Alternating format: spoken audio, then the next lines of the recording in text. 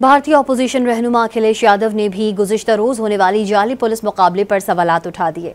भारतीय पार्लियामेंट में ऑपरेशन सिंदूर की नाकामी पर बहस के दौरान साबिक वज़ीर आला यूपी ने कहा कि पहलगाम में हमले के मुल्जिमान उसी रोज क्यों मारे गए जिस दिन पार्लियामान में उस पर बहस शुरू हुई। उन्होंने पुलवामा हमले पर भी संगीन सवालात उठाते हुए कहा कि आज तक वो गाड़ी क्यों न पकड़ी जा सकी जिसमें 300 किलो RDX लाया गया। उन्होंने चीन के साथ जंग का नाम लिए बगैर पूछा कि मोदी सरकार बताएं कि आज मुल्क का रकबा कितना है और मोदी के इक़्तिदार में आने से पहले कितना था। आखिरकार एनकाउंटर कल ही क्यों हुआ?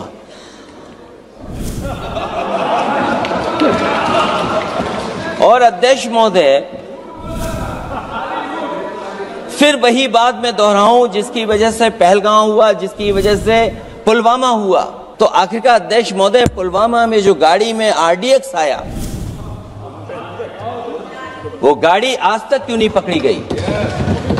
कि जिस समय सरकार में भारतीय जनता पार्टी आई उस समय भारत का क्षेत्रफल क्या था और भारत का क्षेत्रफल आज क्या है?